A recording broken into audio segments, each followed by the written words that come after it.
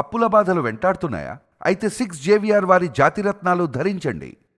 Right, breaking news చూస్తున్నాం మనం TV screen పై. YouTuber ప్రశ్నారావణ్ కేసులో ఊహించని మలుపు చోటు చేసుకుంది.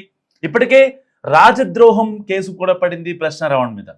సో ఇలాంటి నేపథ్యంలో ఇప్పుడు ఎన్ఐఏ ఇన్వాల్వ్ అయ్యే అవకాశం ఉందంటూ ఏపీ పోలీసులు ఒక పక్క హింట్ ఇస్తున్న పరిస్థితి.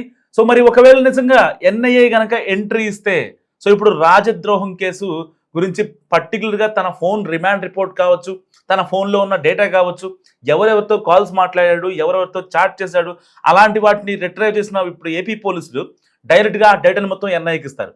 సో ఒకవేళ ఎన్ఐ కనుక ఈ కేసు కనుక టేకప్ చేసింది అంటే, ఎందుకంటే గతంలో ఎప్పుడైతే మాజీ సీఎం జగన్మోహన్ రెడ్డి గారి మీద ఎయిర్పోర్ట్లో కోడికత్తి కేసు పడినప్పుడు, అలాంటి నేపథ్యంలో ఆ కేసుని ఎన్ఐఏ తీసుకుని వాదించింది. దాదాపుగా 5 ఏళ్లు జైలు శిక్ష పడింది ఆ యొక్క కోడికత్తి సీనుకి. తర్వాత ఆ శ్రీను ఇంటి పేరు పోయి కోడికత్తి సీను అని చెప్పి జరగడం జరిగింది. సో ఇలాంటి నేపథ్యంలో ఇప్పుడు ప్రశ్నారావణ్ కేసులో ఒక కీలక పరిణామం అనుకోవచ్చు. ఎన్ఐఏ ఒక ఎక్స్ట్రీమ్ సిచ్యువేషన్లో మాత్రమే అంటే ఇలాంటి కేసుల్లోకి వచ్చే అవకాశం ఉంటుంది. సో ఇప్పుడు యూట్యూబర్ రావణ్ మీద దేశద్రోహం పడింది కాబట్టి, సో తనకి సంబంధించిన మావోయిస్ట్ భావజాలం కావచ్చు, కులాల్ని మతాల్ని రెచ్చగొట్టడం కావచ్చు, ఎవరెవరు సహకరించారు, దీనికి ఫండింగ్ ఎవరు, ఎందుకంటే ఎవరన్నా ఒక పని మంచి పని చెడ్డ పని చేస్తున్నారంటే, మంచి పని అంటే వాళ్ళ పిల్లల కోసమో వాళ్ళ ఫ్యూచర్ కోసమే ఉంటుంది. సో ఆబ్వియస్లీ చెడ్డ పని అంటే ఒకరి మీద కోపం కావచ్చు, విద్వేషాలు రెచ్చగొట్టడం కావచ్చు, లేకపోతే దేశానికి ద్రోహం చేయడం లాంటివి కావచ్చు, ఇలాంటివి. సో ఇప్పుడు తన రిమాండ్ రిపోర్ట్లో మావోయిస్టు భావజాలం అనేది యువతలోకి చాలా గట్టిగా తీసుకెళ్లారు అని చెప్పి ఏపీ పోలీసుల రిమాండ్ రిపోర్ట్లో చాలా క్రిస్టల్ క్లియర్గా ఉన్నటువంటి అంశం. అండ్ దాంతో పాటుగా రావణ్కి ఎవరెవరు టచ్లో ఉన్నారు, ఇలాంటి భావజాలకు సంబంధించి ఎవరెవరైతే టచ్లో ఉన్నారో వాళ్ళ కోసం కూడా ఇప్పుడు వేట కొనసాగుతుంది. సో మరికొద్ది సేపట్లో నటుడు ప్రకాష్ రాజ్కి కూడా ఈ యొక్క నోటీసులు ఇచ్చే అవకాశం చాలా క్రిస్టల్ క్లియర్గా కనిపిస్తోంది. సో ఇప్పటికే నటుడు ప్రకాష్ రాజ్కి అండ్ రావణ్కి ఇద్దరికి మధ్య ఉన్న సంబంధాలు కావచ్చు, వాళ్ళకి సంబంధించిన ఫోన్ కాల్స్ కావచ్చు, ఇప్పుడు సోషల్ మీడియాలో తెగ వైరల్ అవుతున్న నేపథ్యం.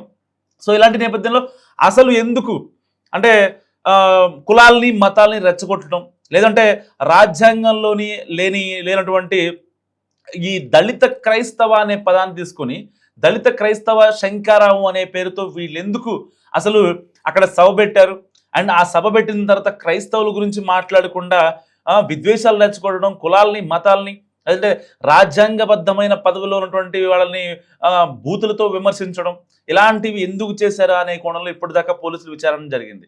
సో ఇటు కేవలం పవన్ కళ్యాణ్ మీదే తిట్టారు కాబట్టి, సో ఆయన తిట్లే ఈయన తిట్టారు కాబట్టి రాజద్రోహం పడిందని అందరూ అనుకుంటున్నారు. వాస్తవానికి ఏదైతే మావోయిస్ట్ హిడ్మాకి సపోర్ట్గా ప్రశ్నారావణ్ వీడియోలు చేయడంతో దానికి సంబంధించి ఇప్పుడు రాజద్రోహం పడింది.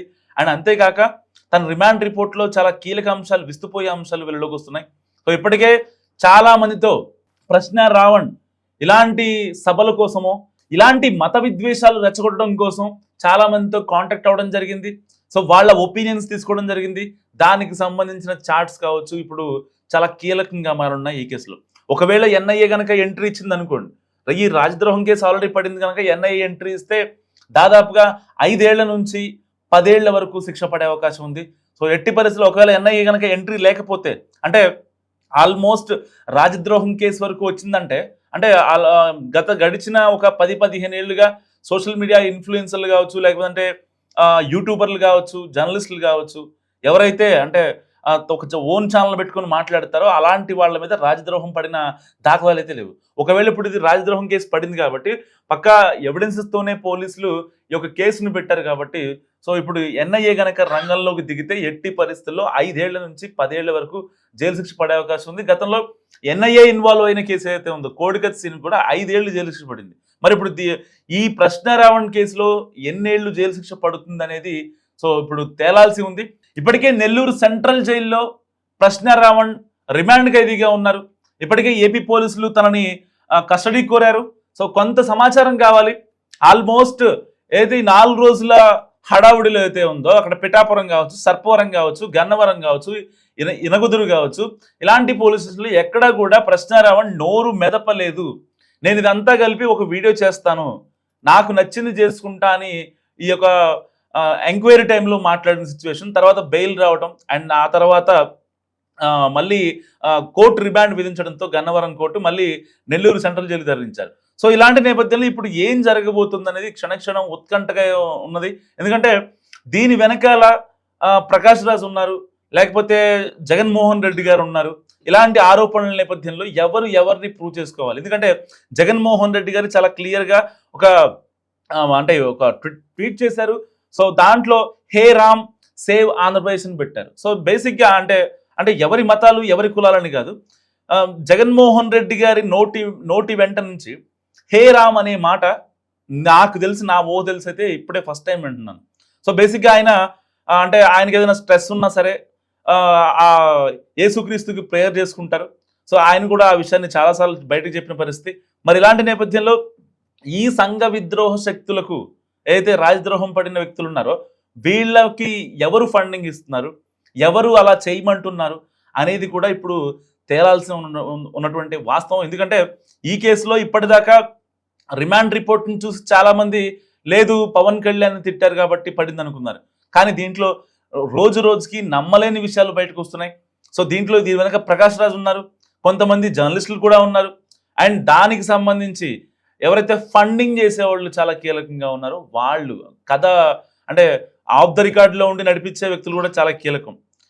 ఎదురుగా వచ్చి డ్యాన్స్ చేసేవాళ్ళు లేకపోతే ఫేస్ చూపించేవాళ్ళు కాదు, ఆఫ్ ద రికార్డులో వీళ్ళు ఏమనుకుంటున్నారు, కులాలకి మతాలకి చిచ్చు పెట్టాలనుకుంటున్నారా? ఎందుకంటే చాలామంది ఎక్కడ ఏం జరిగినా తమిళనాడులో కావచ్చు, తెలంగాణలో కావచ్చు, లేదంటే ఇటు గోవాలో కావచ్చు, లేకపోతే అంటే మోస్ట్ హ్యాపెనింగ్ ఏరియాస్ అనమాట, మహారాష్ట్రలో కావచ్చు, ఎక్కడ ఏం జరిగినా కూడా మాట్లాడని నోర్లు కేవలం ఆంధ్రప్రదేశ్లో ఇంత ఘోరంత జరిగిన దాన్ని కొండంత చూయించి దాన్ని ఎక్స్ట్రీమ్ లెవెల్కి తీసుకెళ్ళి చాలామంది ఎక్కడెక్కడి నుంచో ట్వీట్లు చేస్తారు. ఆ ట్వీట్ల కోసం లైక్ ప్రకాష్ రాజ్ లాంటి వాళ్ళు చాలామంది ప్రకాష్ రాజ్ లాంటి వాళ్ళే ఎక్కడెక్కడి నుంచో ట్వీట్లు చేస్తారు. హిందూ మతాన్ని తిడితే బీజేపీని తిట్టినది కాదు కదా అని మాట్లాడతారు. సో ఇలాంటి వాళ్ళు ఎవరైతే ఉంటారో వీళ్ళంతా కూడా ఇప్పుడు బయటకు వచ్చే అవకాశం ఉంది. ఎందుకంటే కేవలం అంటే దేశాన్ని రాజ్యాంగం గురించి మన ప్రజాస్వామ్యం గురించి ఎలా పడితే అలా మాట్లాడే ప్రకాష్ రాజ్ ఇప్పుడు మరి ఈ కేసులో ప్రశ్న రావణ్ కేసులో దాదాపుగా 3 సార్లు ఆయన రియాక్ట్ అయ్యారు. ఎట్టి పరిస్థితుల్లో అలాంటి వ్యక్తిని ఎందుకు అరెస్ట్ చేస్తారు? లేదు ప్రశ్న రావణ్ చేసిన తప్పేంటి, యువరాజుని ప్రశ్నిస్తే దేశద్రోహం కేసు పెడతారా అంటూ ఆయన చాలా వ్యంగ్యంగా మాట్లాడారు. సో నిజంగా అంత వ్యంగ్యంగా మాట్లాడిన ప్రకాష్ రాజ్ మరి ఆ దేశద్రోహం కేసు పడిన తర్వాత డైరెక్ట్గా వచ్చి ఏ కేసు గురించి ఎందుకు మాట్లాడరు? లేకపోతే తమిళనాడులో సీఎం విజయ్ గురించి ఒక ఎమ్మెల్యే ఒక మినిస్టర్ తప్పుగా మాట్లాడితే వెంటనే అరెస్ట్ చేశారు. మరి దాని గురించి ఎందుకు మాట్లాడరు? లేదంటే విగ్రహాలు కూల్ చేయాలి అని చెప్పి తెలంగాణలో పెద్ద ఇది వస్తే ఏదైతే అప్పుడు ఆంధ్ర వాళ్ళు ఉండాలి, తెలంగాణ వాళ్ళు తెలంగాణలో అంటే తెలంగాణ ఆంధ్ర అనేది నిజంగా భారతదేశంలో ఒక అంతర్భాగమే కదా, ఎక్కడో పాకిస్తానో లేకపోతే ఆఫ్ఘనిస్తానో కజకిస్తానో కాదు కదా. తెలంగాణ ఆంధ్ర అనేవి దాదాపుగా అంటే స్వాతంత్రం వచ్చినప్పటి నుంచి కలిసే, అంతకుముందు కూడా కలిసే ఉన్నాయి. తర్వాత ప్రత్యేక రాష్ట్రం తెచ్చుకున్నారు, మద్రాసీలతో మనం విడిపోయాం, అండ్ ఆ తర్వాత ఉమ్మడి ఆంధ్రప్రదేశ్గా ఉన్నాం, హైదరాబాద్ని డెవలప్ చేసుకున్నాం. ఆ బాండింగ్ ఎక్కడికి పోద్ది? ఇప్పటికీ అంటే తెలంగాణ ఆడపిల్లల్ని ఆంధ్ర వాళ్ళకి ఇస్తారు, ఆంధ్ర వాళ్ళని తెలంగాణకి ఇస్తారు. సో ఆ ఆచారం అనేది కొనసాగుతుంది ఎన్నో ఏళ్ళుగా. దీన్ని బ్రేక్ చేయడం కోసం చాలామంది మాట్లాడుతూ ఉంటారు. అంటే ఇక్కడ ప్రశ్న రావణ్ దాంట్లో ఆంధ్ర తెలంగాణ ఎందుకు వచ్చింది అనే దాని గురించి మాట్లాడుకుంటే, ఎందుకు చెప్తుందా అని గురించి ఆలోచిస్తే, సో దీన్ని కూడా ఆంధ్ర తెలంగాణ పోలీసులు అంటారు ప్రశ్న రావణ్ కేసులు. ఇంతకుముందు పవన్ కళ్యాణ్ వస్తే ఆంధ్ర నేతలు ఎందుకు వచ్చారంటారు తెలంగాణకి. ఇప్పుడేమో ప్రశ్న రావణ్ని అండ్ జర్నలిస్ట్ కేవీఆర్ని సో వీళ్ళని అరెస్ట్ చేయడానికి వస్తే ఆల్రెడీ పోలీసులు వాళ్ళకి ఉన్న నామ్స్ ప్రకారం సో లోకల్ పిఎస్లో ఆల్రెడీ ఒక ఎఫ్ఐఆర్ ఉంది, వీళ్ళు అరెస్ట్ చేస్తామని చెప్పి ఒక ఇంటిమేషన్ అయితే వెళ్తుంది. ఈవెన్ జర్నలిస్ట్ కేవీఆర్ని అరెస్ట్ చేసినప్పుడు కూడా సరూర్ నగర్ పిఎస్లో ఏపీ పోలీసులు చెప్పడం జరిగింది. సో దాని తర్వాత అండ్ అతన్ని కేవీఆర్ని అరెస్ట్ చేసుకుని తీసుకెళ్ళడం జరిగింది. నిజంగా కేవీఆర్ మాట్లాడిన మాటలు ఒక్కసారి చెప్తాం. అసలు కేవీఆర్ మాట్లాడిన మాటలు కరెక్టా? ఎర్రి మాట్లాడటం ఎంతవరకు కరెక్ట్? అసలు ఆ మాటని అనకూడదు, ఆ మాట అనడం ఎంతవరకు కరెక్ట్? అంత దారుణంగా మాట్లాడతారా? అంటే ఒక జర్నలిస్ట్ అనే ముసుగులో నిజంగా ఆయన ఎక్కడ జర్నలిస్ట్ నిజంగా నాకు తెలియదు. నేను దాదాపుగా 10 years నుంచి ఉన్నా ఈ ఫీల్డ్లో. ఆయన ఎక్కడ నేను చూడలేదు. ఆయన ఆయన మాట్లాడతారు, నన్ను అనవసరంగా అరెస్ట్ చేశారు.